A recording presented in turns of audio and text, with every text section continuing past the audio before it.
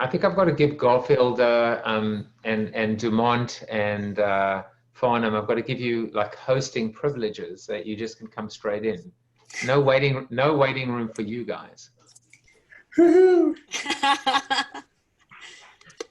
I actually did a live in my course today, and I didn't realize that there was a waiting room. And so like I'm like 7 minutes into doing my thing, and then I was like, why is in my back of my head? I'm like, why is nobody here? And I realized they're all in the waiting room. I've had that as well, and then but trust me, that's still better than not having a waiting room and getting Zoom bombed. Yes, yeah, I did the Spartan podcast, and it was one of the very first ones that they did via Zoom, and somebody came on and Zoom bombed, and we saw a whole lot of him. Yeah, I mean, I know there's been a bit of a standing joke on the show, but or at least in the after show, but I saw someone in the waiting room, and his name was Ben Dover. And I'm like, I'm probably going to regret this, but let me let him in. And I regretted it. Oh. Any name that sounds like a pun, it's a pun. Yeah, Bart Simpson's like. Exactly. Exactly. So the point I was going to make was, this is all part of my run this morning. One was like realizing our government's master plan. And then the other one was listening to George Stephanopoulos being interviewed by Howard Stern.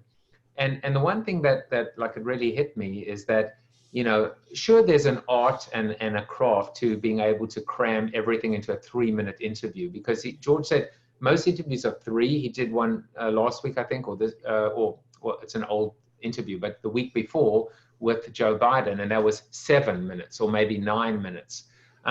But Howard Stern was like, or George was saying, like, I'd rather kind of be you, where you can just sit and have a conversation, and maybe it's 45 minutes and maybe it's an hour 45 minutes. And, you know, the Tom Brady one, well, you would appreciate it, you and Steve being, you know, New Englanders, was 2 hours and 40 minutes. Wow. So it's just let the conversation take us where it does. Although I still try and cap it at an hour. What about you, by the way? I mean, you generally are like 9 minutes, 12 minutes, 8 minutes. Yeah, so I don't have guests, mostly because I couldn't figure out the technology behind that. But now I know about StreamYard. So maybe I'll start having guests. Amazing. But I generally try to keep them like 18 to 20 minutes, mostly because people got shit to do. And, you know, it's the beginning, it's 10 a.m., it's the morning, they're busy. Every once in a while, I get really righteously indignant about something, and I'll go for like a half hour. But usually it's like 14 to 18 minutes, and then there's a lot of people commenting, and I'll sort of like engage in some of those comments for a little while, and sometimes that leads into something else. But yeah, it is. I could probably do better if I had some notes and I actually was a little more specific, but I don't, like, you have your whole preamble and all of that stuff, which is so great. Like I don't have that on top of it. So like the actual show part is shorter. And with me, like the preamble at one point was way too long, and then but you know, the thing is, what I still love about it, Laura, is the fact that on one hand, it's important to be consistent, right? I mean, everything we've learned is about consistency. But on the other hand, it's the ability just to every now and then say, screw it, I'm going to mix it up, I'm going to change it. We'll be 2 hours today, or, you know, I'll do a Sunday show. Like at the moment, I've decided no more Sunday shows because the weather's getting better. I want to be with the family. But then last Sunday, I got really, I wanted to talk about what was going on. And one of the things I did was I set my timer for 8 minutes and 46 seconds. And I just stared at the screen and I kept quiet. And I said, this is what 8 minutes and 46 seconds feels like. Now, Bob, who's here, was part of a demonstration, and he lay on his stomach with his hands behind his back for 8 minutes and 46 seconds and experienced it in a different way. But this was my streaming way of expressing myself. And so I did the show. And, you know, this Sunday, I'm probably not going to do the show because, you know, I've got a Zoom mitzvah to my son's bar mitzvah on Zoom that I have to prep for. Yeah. Unfortunately, it's on Zoom. We had to cancel it. Yeah. I think, I think that consistency is important, but I also try to remind myself that I'm not that important.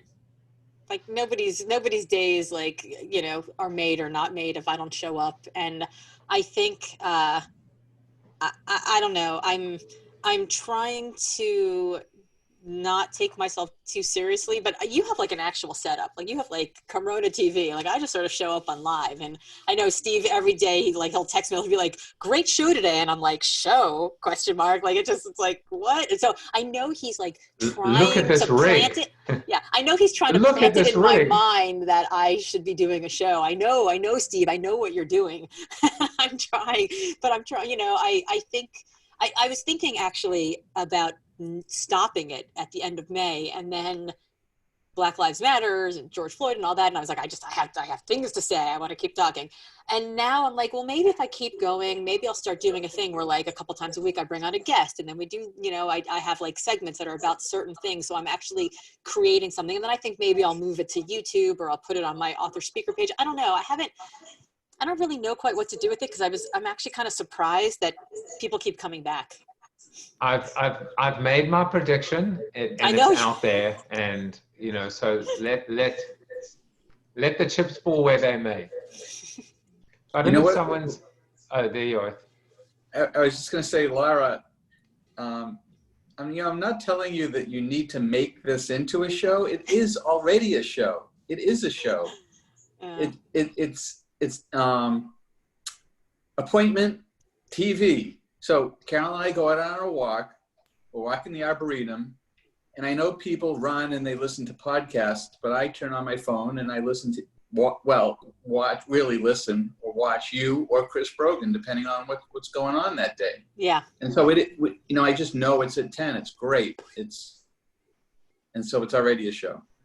Can I mediate? Can I bring Brogan and Laura together and just you know, like, they both have to pitch me, and then I can, you know, one gets 9, one gets 10, or. Well, the reason I started with 10 was because we have a group of speakers, you know, they were doing the 11 o'clock thing. So I didn't want to do it then. And I had another friend who was doing it at 9, and I thought, well, after noon, I can barely form sentences. So I guess I'll do it at 10. Like there is no strategy that went into any of this. So now I have to, like, in the same way that I'm backfilling a foundation under the house that Limitless built, I'm like backfilling strategy into attention that I'm getting without having thought enough about what did you intend to do when you first started the Corona TV thing? Did you want to make it into a regular thing? Was it just like you just wanted to express it and it sort of built into something and you were being cheeky, or was it like this is like you wanted to create a show? No, it was there were 3 things, I guess. You know, the way I tell it, you already got the first sticky line, which is they told me how to face for radio, but really they didn't know. The second is I really wanted to help people. I just wanted to like connect or express, and then the first was to me. This is a bucket list item for me, which is to have a TV show. But I'll tell you, at the beginning, it wasn't even close to this. It was Facebook Live. And then I was like, yeah, maybe I'll do it again. And then I did it again. And then I went for a test. You know, I came back from South Africa visiting my mom, who isn't well, and found out the day before I was coming back that my wife had Corona, or thought she had, and she was getting tested the day I got back. I went to get tested 6 days later. I did a Facebook Live from the car on my way to. I watched that. I actually remember that. And it was so eerie then. And then Zoom. And then I was like, let me try Zoom. And then from Zoom, I was like, wait a second, I can go live. I went with Zoom because I could go live on Facebook and YouTube. And then I've discovered StreamYard. And then suddenly I started, you know, the best answer to say is, if anybody tells you generally that the things they did was completely premeditated and deliberate, they're probably lying. Yeah. You just make it up as you go along, and you just discover, and you just figure out what works, and you do more of that, and what doesn't work, and you fix that, and you tweak it. And if people respond, and if it gives you joy, you continue doing it. Yeah. I tell a lot of people stories of my career about like ending up like landing in the White House and landing on the TEDx stage and starting my business and all these things, and most of them are like, how long did it take you to write your business plan? I'm like, I didn't have a plan. I had business. So I started doing it. And then I like wrote the plan as I went along. And people are always so surprised by my honesty about that, because I think we live in this world where everyone's like, oh, I planned to do this, and then I meant to do that, and then I succeeded here, and and the truth is, like, none of us know what the hell we're doing. Like, we're all making it up as we go along.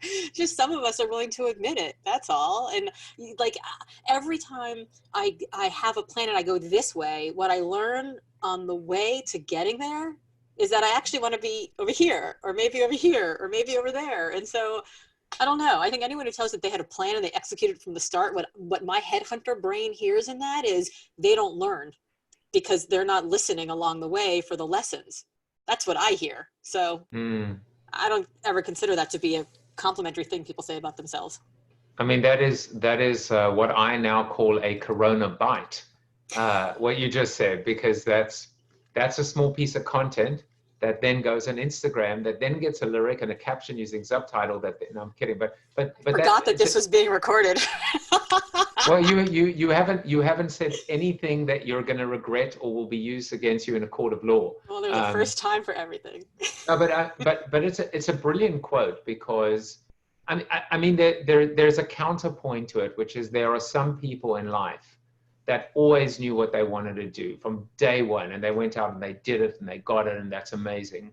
But that is the exception to the norm. And also, they didn't know the full like shape and smell and feel and touch of it. So like somebody might say like, I always wanted to be a doctor.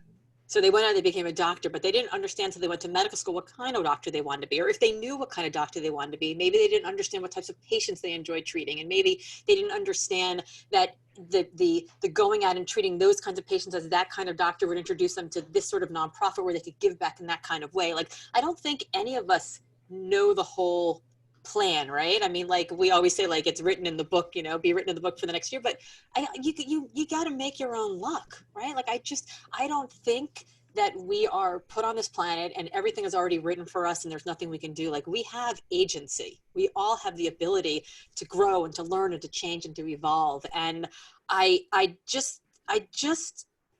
reject the notion that even if we figured it out, we knew what we were talking about. Because like, think about it. When you were 15, 16, 17 years old, somebody said, pick a major, pick a path, pick a career, pick a trade. And you went, oh, okay, great.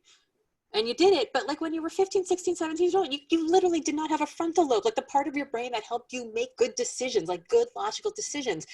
So even if you knew who you were at that age, and I highly doubt anybody knows who they are at the age, the world around you has changed so much. So it may also be irrelevant. Like when Limitless came out, I did 150 podcast interviews. And one of the questions I got all the time, which was a terrible question, was, what advice would you give your 22-year-old self? And my response was like, my 22-year-old self who's listening to a podcast that was recorded over the internet from my mobile device. Like, none of those things existed when I was 22. So like, even if I knew who I was, and I definitely didn't, the world changes. So I'm sad for people who decide that this is what they're going to do and they just do that 25 years in a gold watch. Like, life is so exciting and there's an adventure around every corner if we just look hard enough. But like, people who have decided that they have to do only the thing that they plan to do from the beginning walk around with these blinders on, and then they don't grow and they don't experience, they don't change, and you don't get this level of excitement because you never get this level of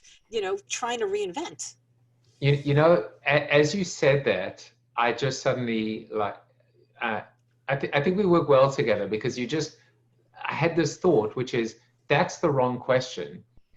Here's the real question. What would my 22-year-old self tell me now? Yeah, it's a much better question. It's a much better question. Because you know what they would tell us? They would say, it's not too late. Do it. Go do it. Yes. Do it now. What are you worried about? I mean, isn't that part of the message? Absolutely. So last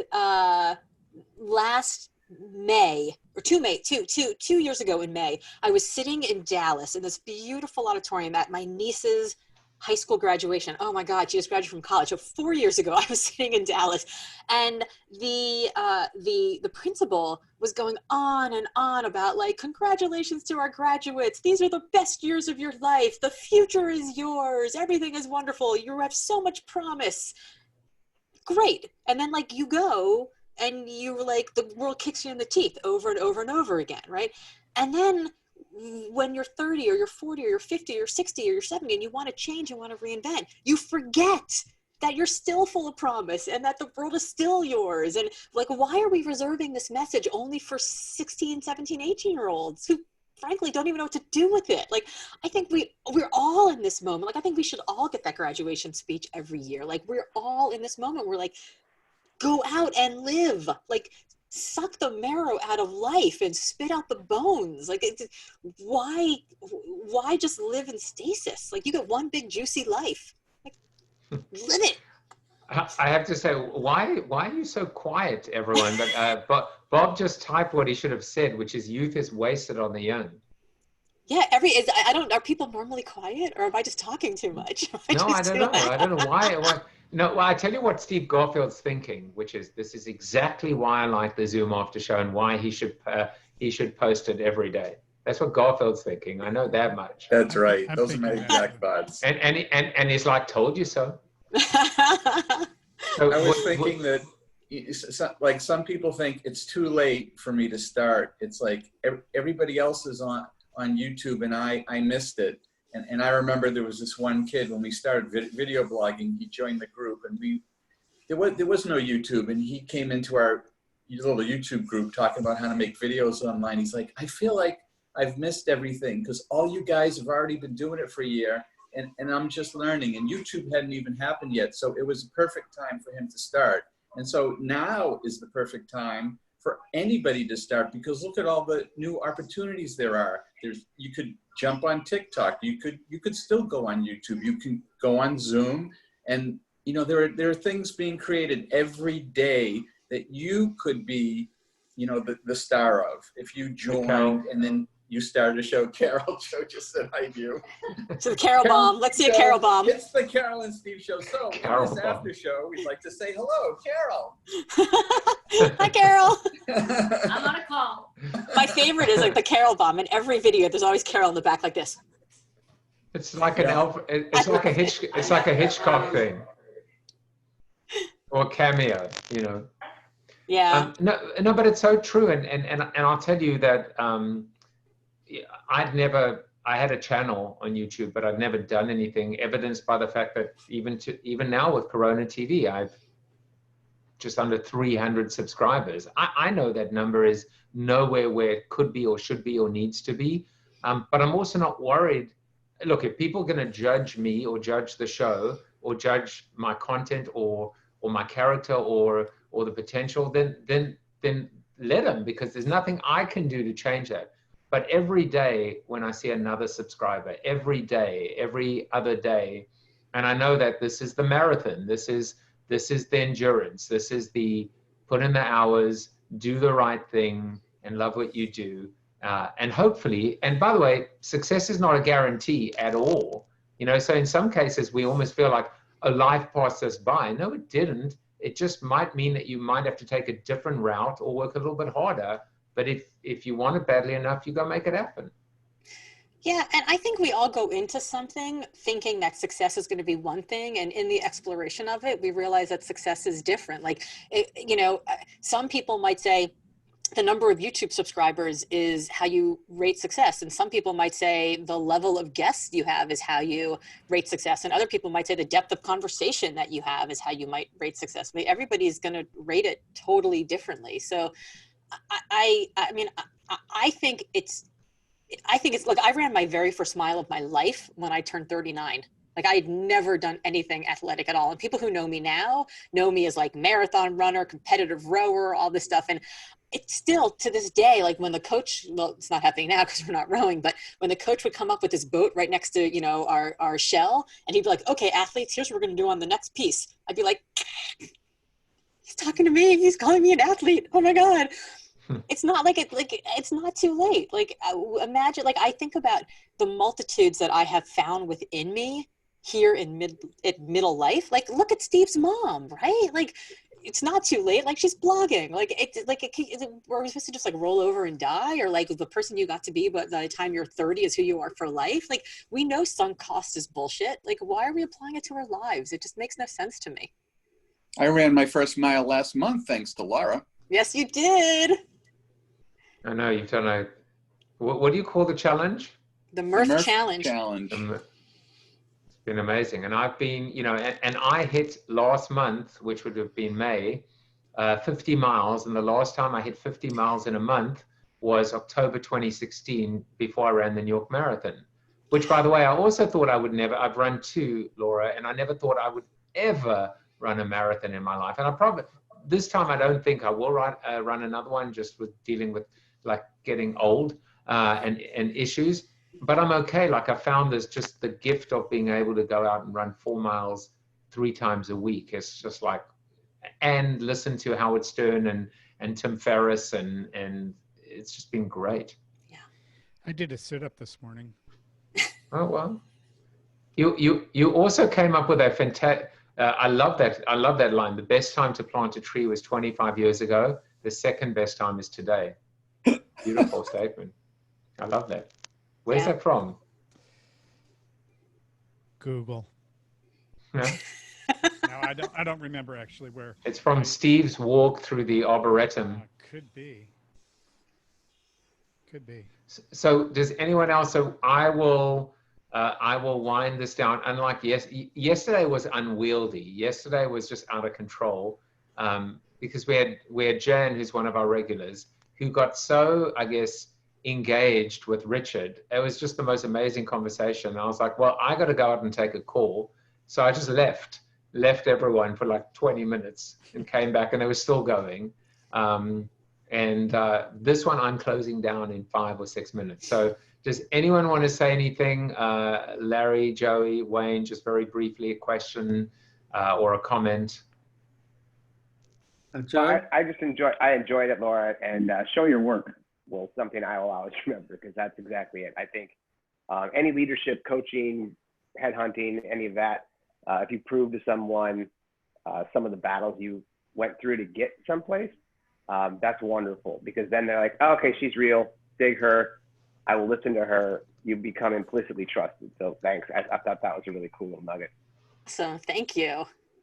I was thinking about that today for a recent college graduate who is going to have a tough time finding a job. Oh yeah. And you said show your work, but they have no work. So one thing, a friend of mine, he coached college students, and he said, what's your interest? What are you interested in? Start writing about that. So, and start a blog was the idea, and focus it into something that's very specific to you and your interest, and just start writing about it, write about it. And some of these students who did that, they ended up being found on Google searches by companies who were looking for someone who was an expert or interested in that one thing, and that's how they got jobs. So even though there might not be jobs, you're interested in things, and this is a great way to show your work. If you really have no work, you just start making it.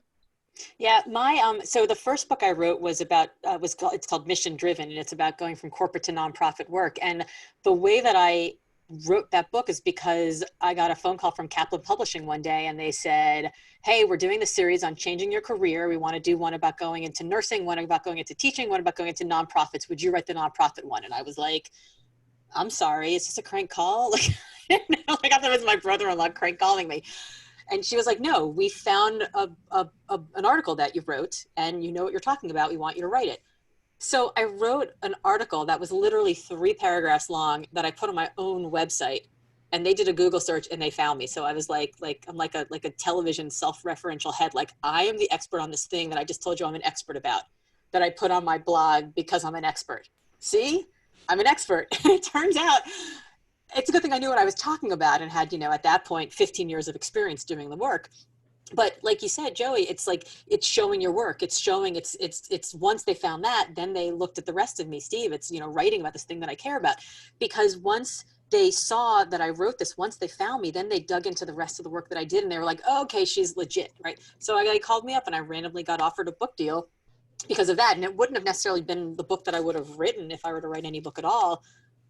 But I'm not going to turn it down. It was like Christmas in February. So I think the writing, I think the writing is great advice. And not just showing your work, it's showing yourself. Like you get to see how somebody thinks. You get to see how, I think people don't write well right now because they don't think well. And so to be able to show that you can think deeply and broadly about a subject that's gold. That's great advice. And I think the broadly part is important.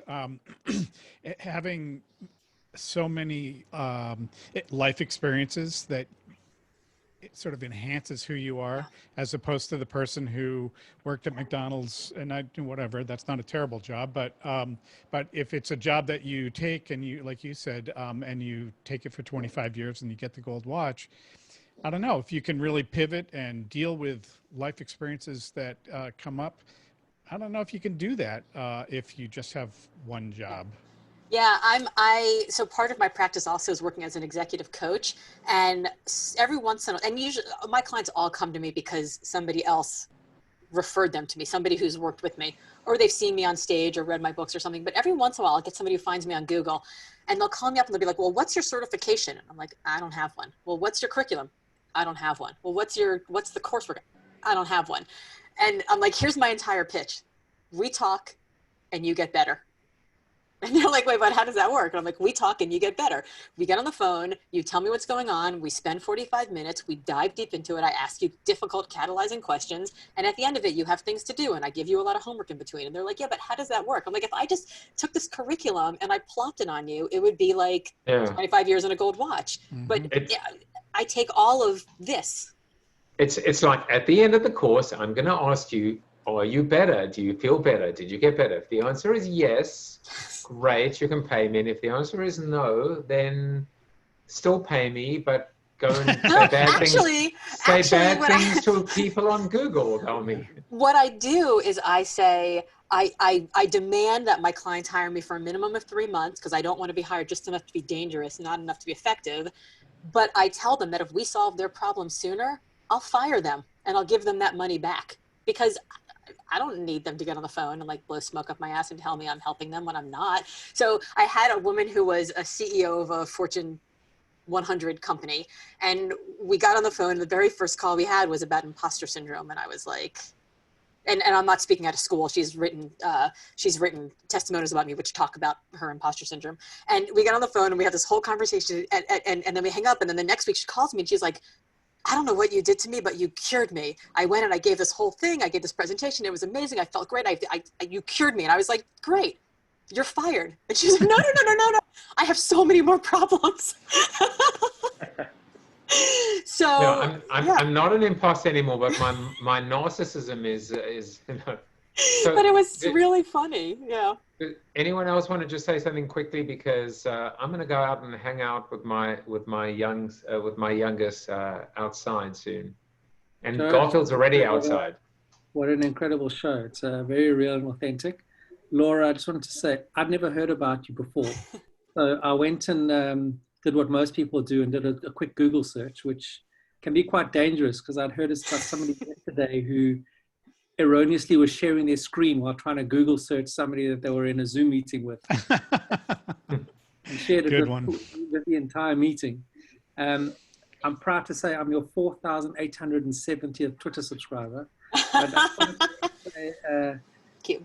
There's something very authentic about you, which I guess I'm not the first person to notice, and very un-American, which I think is probably the way that the world is evolving, with real and with authentic.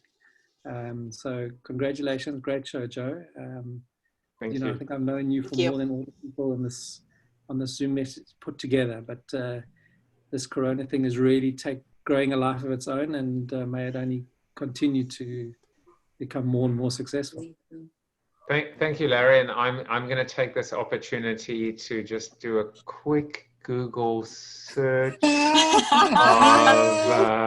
oh damn it, sorry, my bad, I didn't mean to do that. I love those things that come up when you look for me on Google. It's like Laura Gassner, Otting, Facebook, Good Morning America, Limitless, husband, all the things that come up. I just want to say for the record, if anyone's still watching at this point, thank God Google didn't suggest Laura Otting naked, because that could have really backfired horribly. I've never done I just wanted to ask one more question. Who puts a camera behind them when they're doing a show? Yeah. Oh, it's behind me because it's on my 'Cause you moved laptop. it.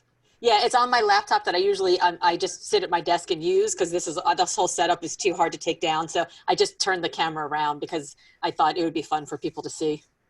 And I didn't, I thought it would work, obviously, with the watermark, and you're like, I didn't think this would be a quiz, which Garfield liked. And it didn't work, but that's okay. But don't worry, you passed the test. All right. Well, Laura, thank you so much. I'm gonna. This is the part where I say I'll be sending you an email with just a few links and stuff like that. One of the things I wanted to do was provide the content to all my guests. Not that you need it, but generally, if they wanted a clip or they wanted to do some editing, etc. Because there's obviously amazing content today. And then the other thing is just to tell you, the most important thing is you're welcome back here any day, anytime. And my little self-deprecating next thing that I say is, don't do it for me. Maybe do it for Steve or Joey or Bob or Larry or Wayne. But what I normally say is, look at the guest, and if you like the guest, like when Brogan's on, come pop in. But seriously, you're always welcome. This little after show is quite special. It is really great. Thank you so much for having me. And I will absolutely use that content. I mean, I may or may not need it, but using the content with somebody like you who's brought me on just gives me even more credibility. So I really appreciate you inviting me here, and anything I can do to spread the word, it'd be awesome. Thank you. This was so fun. You've got the Christmas ornament bit now, but yeah. I want to just tell you, I'm going to leave you with just a little story, which is years ago, maybe, I don't know, 15 years ago. And still, I've been in the US for 23 years. And so I decided round about Christmas or Hanukkah time that I would buy lights. But they would only be blue and white, the color of the flag, of the Israel flag. Right. And, so this was my way. And I went and I bought blue, whites and white lights, and I put them all out over this low wall we had at the back, and the snow had fallen, and it was magnificent. It was so beautiful. And then one of my friends went and ratted me out and told the rabbi.